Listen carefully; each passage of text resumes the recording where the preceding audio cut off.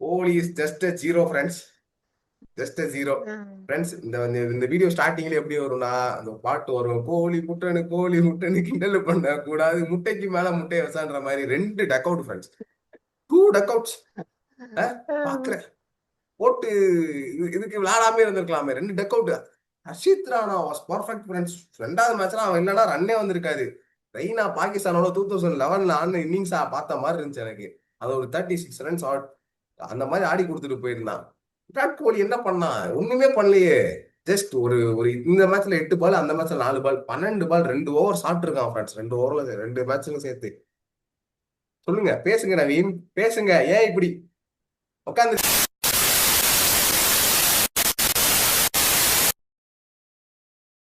Post match presentation பார்த்தவங்க எல்லாருக்குமே தெரிஞ்சிருக்கும். என்னன்னா ஹர்ஷித் ராணா வந்துட்டு ஒரு டைலாக் சொன்னாரு. லைக் ஹிந்தி சே பாத் கரேங்க. इसका ஏதோ சொன்னாப்லையே, Gambhir bhai and Morkel bhai told me to just keep it in the length, just to be in the wicket அப்படின்னு ஏதோ சொன்னான்டா. சொல்லிட்டு அது எப்படி இருந்துச்சுன்னா, அந்த பிரைஸ் பண்ணுவாங்கல்ல வர பிளேயர்ஸ்லாம் வந்துட்டு, ஒரு காலத்துல தோனியை பார்த்து குல்தீப் யாதவ் இவங்கெல்லாம் வந்துட்டு மாய் பாய் வந்து இந்த சைட்ல போட சொன்னாரு, இந்த மாதிரி போட சொன்னாரு. தூபே வந்து சுச்சுவேஷன்ஸ் எல்லாம் சிஎஸ்கேல ஆடிட்டு வந்து அசிஸ்ட் பண்ணனால ஈஸியா இருக்கு. அந்த மாதிரி ஹர்ஷித் ராணா பிரைஸ் பண்ணிட்டு இருக்கான் உட்காந்து. யார? மார்னே மார்க்கெலி கம்பீரியம் எழுதி கொடுத்து அனுப்பிச்சிருக்கானுங்க. கம்பீர். மேட்ச் அதாவது முடிஞ்ச இவர் உடனே விக்கெட் எடுத்தா இதான் சொல்லும், இதான் இதான் சொல்லும், சொல்றேன். ஞாபகம் இருக்கா அப்படின்னு. ஏய், அது ஒரு மாதிரி ஓவரா இருந்துச்சு. அது எப்படின்னா, ஓகே கோச்சா அதான் சொல்லியிருப்பான், லைக் எங்க பிளானே இதுதான் தான் இருந்துச்சு. ஏர்லியா நான் விக்கெட்ஸுக்கே போகல. அதுக்கப்புறம் என்னோட பிளானே வந்துட்டு எப்படி இருந்துச்சுன்னா, விக்கெட்ஸ் எனக்கு எண்ணில் வரும்னு எனக்கு தெரியும் அப்படின்ற மாதிரி ஏய், பேசிட்டு இருக்கான் அவன். அதான்டா அவன் வந்து அவன் உண்மையிலேயே ஆனா நல்லாதான் பண்ணான். மிடில் ஓவர்ஸ்லயும் டெத்லயும் சூப்பராவே பண்ணான். லைக் என்னன்னா அவன் கரெக்டா அவன்கிட்ட போட்டான். கொடுக்கும் போது மிடில் ஓவர்ஸ் டெத்ல வந்து விக்கெட் எடுத்து கொடுத்து போயிட்டு இருந்தான். டெய்லர்ஸுக்கு போல்ட பார்த்து போடணும். சூப்பர். கரெக்டா போட்டான் அவன். ஏன்னா குல்தீப் யாதவ் அதே தான் பண்ணான். ஸ்டார்க்கு விடவே இல்லை. பால் வந்து பட்ட உடனே ஒரு ட்ரிஃப்ட் கிடைச்சிச்சு, டப்புன்னு போய் போல் அடிச்சிச்சு. அதான் ஓவராலா பார்க்க போனா இந்த மேட்ச் வந்துட்டு ஒரு கம்பேக் தான் சொல்லுவேன். ஏன்னா ஆஸ்திரேலியா வந்து இந்த மேட்ச் எப்படி விளையாண்டானுங்கன்னா, ரொம்ப ஒரு மாதிரி பவுலிங் ஃபர்ஸ்ட் ஹாஃப் வரைக்கும் நல்லா இருந்துச்சு மேட்ச் பார்க்க சீரியஸா. ஒரு ஒரு 5 விக்கெட்ஸ் போயிட்டு அதுக்கப்புறம் ஒரு நல்ல சேஸ் கடைசியில போயிடுச்சுன்னா சூப்பரா இருந்திருக்கும். ஒரு one sided victory for India. அட் என்னதான் இருந்தாலும் one sided victory for Australia overall but சீரீஸை ஆனா அதான் பொறுத்தளவு. இந்த மேட்ச் தனியா ஒத்தி வச்சு பார்த்தாலும் ஆஸ்திரேலியா பியூர் டாமினேட் பண்ணிருக்காங்க. நீ என்ன சொன்ன, ஆனா லிட்டரலி இது வந்து எப்படின்னா ஆஸ்திரேலியா அண்டர் டாக்ஸ் என்ன கேட்டா. ஏன்னா அவனுக்கு வந்து மெயின் பிளேயர்ஸ் யாருமே கிடையாது. அவன் மிடில் ஆர்டர் பார்த்தா எல்லாருமே inexperience. Cooper Connolly 3 match 4 match ஆடி இருக்கான். அப்புறம் மிச்சோ ஷாட்டு, அவனுக்கு டெபியூ இந்த சீரீஸ், ஓவல், மிச்சோ அவனுக்கு டெபியூ. ஷாட்டு. அந்த மாதிரி இருக்கும்போது ஃபுல் அண்ட் ஃபுல் அவனுங்க அதை வச்சே இந்தியா மாதிரி ஒரு பெரிய டீம். இந்தியான்றது லிட்டரலி ஃபுல் டீம். அவனுக்கு கிட்ட என்னன்னா பும்ரா மட்டும்தான் இல்ல, பும்ரா இல்லாம ஃபுல் டீம் வச்சு தான் வந்தானுங்க. ஆனா அவனுக்கு ஈஸியா அடிச்சுட்டு போனானுங்க. லைக் கஷ்டமே படாம. செகண்ட் மேட்ச் கொஞ்சம் ஒரு மாதிரி க்ளோஸ் ஆஃப் போன மாதிரி இருந்தாலும் செம்மையா பண்ணாங்க. ஆனா ஆஸ்திரேலியா டாமினேட் பண்ணி ஜெயிச்சிருக்காங்க. கடைசி மேட்ச் மட்டும் பார்த்து யோசிச்சீங்கன்னா ஓரளவு க்ளோஸ் ஆஃப் போன மாதிரி இருக்கும். ஆனா ஓரளவு பார்த்தா ஆஸ்திரேலியா தான் டாமினேட் பண்ணி ஜெயிச்சிருக்காங்க இந்த சீரிஸ். அவனுக்கு கிளியரா பிளான் வச்சிருக்காங்க ஆஸ்திரேலியா. என்னன்னா பாத்தியா, ஈஸியா எடுத்து தூக்கி விட்டானுங்க மிடில் ஆர்டர் ஃபுல்லா யங்ஸ்டர்ஸ் கிட்ட.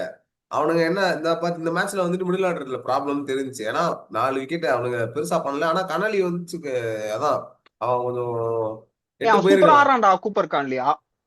இல்ல அவன் நல்ல ஐ மீன் அவன் வந்து நல்லாவே ஆடுறான். அந்த ஒரு மெச்சூரிட்டி காட்டுறான் பொறுமையா. போன லைக் மேட்ச் ஓகே ஒரு இப்ப 6 அடிச்சா சாமியார் எக்ஸ்ட்ரா அதாவது கவர்ஸ்ல.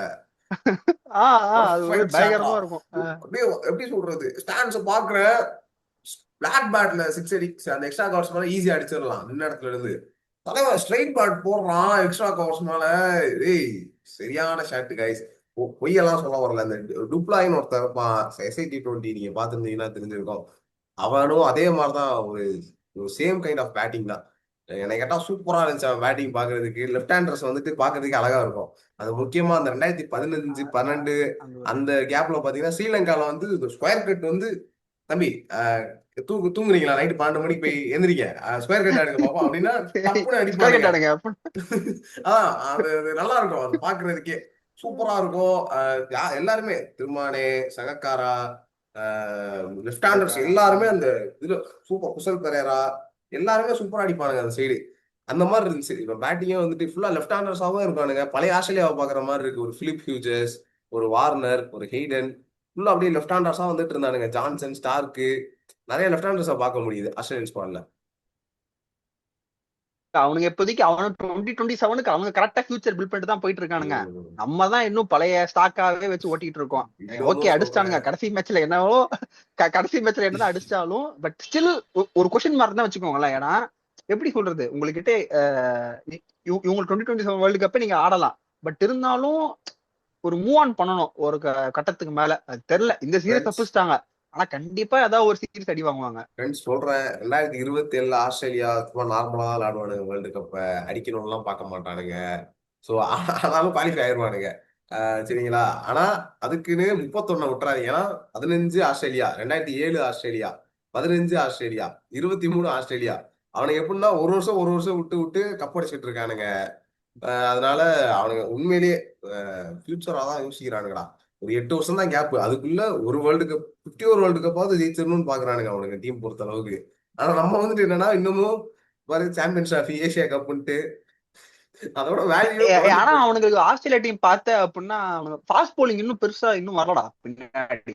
இப்போ இப்ப டக்குன்னு பார்த்தா இவன் நேத்தன் எலிஸும் யங்ஸ்டர்லாம் இல்ல, நேத்தன் எலிஸும் ஒரு அரௌண்ட் 28 அந்த ஏஜ்ல இருக்கான். அவங்களுக்கு வந்து இப்போ எப்படி பேட்டிங் அடுத்து வந்துட்டானுங்களே, இப்போ கூப்பர் கான்லி, மேத்யூ ஷாட், மிச்சோவன், பியூ வெப்ஸ்டர் அப்படின்னு கொஞ்சம் கொஞ்சம் பேர் இருக்காங்க. அந்த மாதிரி அவங்களுக்கு பவுலிங் இன்னும் வரல. அந்த ஒரு ஃபாஸ்ட் பவுலிங்ன்றது இப்ப ஸ்டார்க்கு, ஹெசல்வுட், கமின்ஸ் போயிட்டா அந்த ஸ்டாண்டர்டுக்கு இல்லைனாலும் ஓரளவுக்கு டீசெண்டா பண்ற மாதிரி பின்னாடி அவங்களுக்கு இல்ல. அது ஒண்ணுதான் ஆஸ்திரேலியாக்குன்னு பார்த்தா பிரச்சனை. ஆனா மத்தபடி ஆஸ்திரேலியா அவங்க ரெக்கவர் கன் டீம் பண்ணிடுவாங்கடா. எடுத்துட்டு வந்துருவானுங்க, வேர்ல்டு கப்னாலே ஏன்னா வந்துருவாங்க. இப்ப 2027 இந்தியாவுக்கு கப்பு வேணுமா வேணாமா? 50 ஒரு கப்பு. வேணா, கோலி 100 செஞ்சுரி பார்த்தா போதும். தமாசு விளையாட்டு எப்பயுமே. பாபே எவ்வாறா இந்த வருஷத்துக்கு 2 மாசம் இருக்குடா, 8 ஓடி மேட்ச் தானே இருக்கு. அதுலயுமே கில்லே வந்து 100 அடிச்சு அந்த அதுல 8 மேட்ச்ல கில்லே வந்து 300 அடிச்சிருவான் இந்தியால நடக்கிற மேட்ச்ல. அதாவது ஃப்ரெண்ட்ஸ், எனக்கு கில்லுன்னு போனதுக்கு அப்புறம் ஞாபகம் வருது. ஏய் புரிஞ்சுக்கோங்கடா, ஆல் ஃபார்மட் கேப்டன்றது எல்லா நாளும் பண்ண முடியாதுடா. தோனி, ரோஹித் சர்மா அந்த மாதிரி லைக் எப்படி சொல்றது, அது அது எல்லா நாளும் ஈஸியா பண்ணிட முடியாது. எனக்கு புரியுது, நீ கில்லி நீ வந்து அடுத்த கேப்டன்சி மூவ் பண்றேன்னு தெரியுது, நான் அது தப்பே சொல்ல மாட்டேன். நீ ரோஹித் கமெண்ட்ரியில சர்மா கிட்ட இருந்து மனசாட்சியே கேப்டன்சி இல்லாம எடுத்ததெல்லாம் சூப்பர் மூவ்.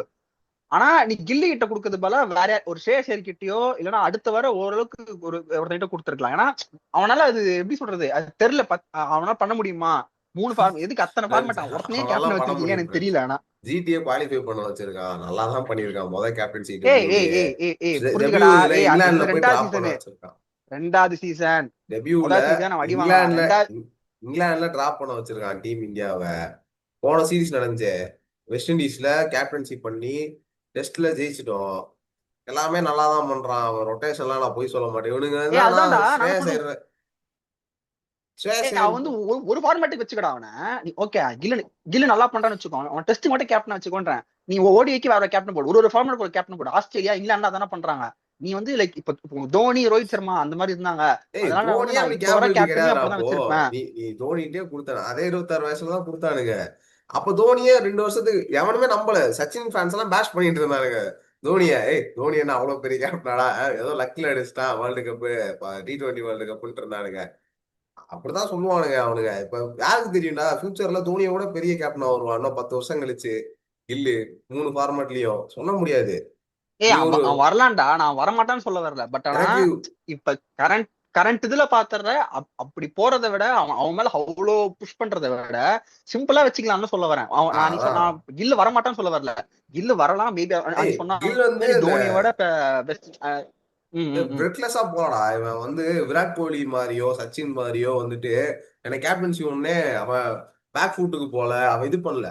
அவன் வந்து கேப்டன்சியை பிரச்சனையே பார்க்கல. ஏன்னா காரணம் வந்து என்னன்னா இன்ஸ்ட்ரக்ஷன் வந்து கம்பீர்ட்ட இருந்தும் அதுக்கப்புறம் மற்ற இதுல இருந்து சப்போர்ட் ஸ்டாஃப்ஸ்ல இருந்தும் என்னன்னா ஈக்குவலா கிடைச்சிது. அவன் ரோல் என்னன்னு தெரிஞ்சுக்குது. அவங்களோட ரோல் என்னன்னு ஈஸியா இது பண்றதுனால கில்லு வந்துட்டு ஈஸியா பொசஸ் பண்ண முடியுது. அவனோட பிளேவை கண்டுபிடிச்சு ஆட முடியுதுடா. ஸோ கில் வந்து நல்லா தான் விளையாண்டுட்டு இருக்கான். அவன் வந்து கேப்டன்சில ஒரே ஒரு பிரச்சனை இருக்கும் எல்லாரும் சொல்ற மாதிரி. அது என்ன பிரச்சனைனா அவங்க கேமை வந்துட்டு பாதிக்கும்ன்றதுதான் ப்ராப்ளம். அதுதான் பிரச்சனையா இருக்கணும் இவனுங்க சொல்ற குற்றச்சாட்டுலாம். ஸோ நான் என்ன சொல்லுவேன்னா கில்லுக்கு அது நடக்கல. கோலி மாதிரி. ஏய் அவன் கேம் பாதிக்கணும் இல்லடா. நீ இந்த கடந்த 2 மேட்ச் எடுத்துக்கிட்டான்னு வச்சுக்கோங்க, பவுலிங் சேஞ்ச் எல்லாமே ஓகே, ஃபர்ஸ்ட் சீரிஸ் எல்லாமே சொல்லலாம். ஆனா பவுலிங் சேஞ்சஸ் சில பவுலிங் சேஞ்சஸ் எல்லாம் வந்து அது ஏய் இப்ப ஏன்டா இவன் வந்தான் அந்த மாதிரி இருக்கும். அதாவது வாஷிங்டன் சுந்தர் எவ்வளவு சூப்பரா போட்டான், 10 ஓவர் கம்ப்ளீட் பண்ணான்ல. ஆனா போன மேட்சும் அதுக்கு முன் மேட்சும் பார்த்தா அவனுக்கு பர்ஃபெக்டா யூஸே பண்ணிருக்க மாட்டாங்க. ஏன்னா லெஃப்ட் ஹேண்டர் வந்துட்டான், இல்ல இப்ப இவன் வேணாம் அப்படின்னு சொல்லிட்டு ஹர்ஷித் ராணா யூஸ் பண்றது, இல்ல அந்த இடத்துல வந்து அந்த பவுலிங் சேஞ்ச்ல ஒரு மாதிரி இதுவா இருந்துச்சு. விராட் கோலி நாட்டி நாட்டி பாய். என்னடா ஃப்ரெண்ட்ஸ், கண் கண் கலங்குது. நாங்கதான் கபர் நாங்கதான் ஃப்ரெண்ட்ஸ். கபர் அதாவது ஒரு மாதிரி கியூட்டா கபர் பண்ணாரு பாத்தீங்களா? அதாவது கியூட்டா பண்ணாரு பாத்தீங்களா? அதாவது ஒரு ரன் ஃப்ரெண்ட்ஸ், அடிச்சு செலிப்ரேட் எல்லாம் பண்ணி ஒரு சோல் மாதிரி ஜாலியா சாட்டிஸ்ஃபைடு இருந்துச்சு, ஃப்ரெண்ட்ஸ். கொஞ்சம் என்னன்னா கோல்சமா இருந்துச்சு. அதாவது ஜாலியா, அடிலைட்ல அதாவது முதல் 2 எடிட் மேட்சுக்கு போடுறானுங்க. 19ஆம் தேதி முடிஞ்ச உடனே அக்டோபர் 19 விட்டுருங்கடா, போலீஸ் டேடா, 23rd of October police day, அது இதுன்னு சொல்லி போடுறானுங்க. சரி, நானும் I was just waiting for that day friends. வந்துச்சு, அடிலைடு கோலி தான் அப்படின்னு நானுங்க ஃப்ரெண்ட்ஸ். பாக்குறேன் பால் வந்து எப்படின்னா இதான் ஸ்டெம்ப். ஐயோ உங்களுக்கு தெரியுதா, இதான் ஸ்டெம்ப். பால் வந்து இதான் வருது, எப்படி வருதுன்னா வெளியில போற மாதிரி இப்படி வந்து டப்புன்னு போயிட்டு உள்ள போயிருச்சு ஃப்ரெண்ட்ஸ். அப்படியே எப்படி சொல்றதுன்னா செம்மையா இருக்கு. அப்படியே கோலி வந்து பார்த்தான் அப்படின்னு சொல்லிட்டு வெளில நடந்துட்டான். நடந்துட்டு இப்படி அடிலேட் ஸ்டேடியம் எல்லாத்துக்கும் அப்படியே கிரௌடுக்கு எல்லாத்துக்கும் தேங்க்ஸ் சொல்லிட்டு போயிட்டான். எங்களுக்குலாம் ஒரு ஹோப் இருந்துச்சு, என்னன்னா ரோஹித் சர்மா ஒரு ஹாஃப் செஞ்சுரி அடிச்சிட்டான். கோலி வந்து அடிக்கல 2 மேட்சுமே. கம்பீர் கோலியை உட்கார வச்சுட்டு இந்த மேட்ச் ஒன்டவுனுக்கு வேற ஒரு பிளேயரை உள்ள கொண்டு வருவான்னு நினைச்சேன் நானு.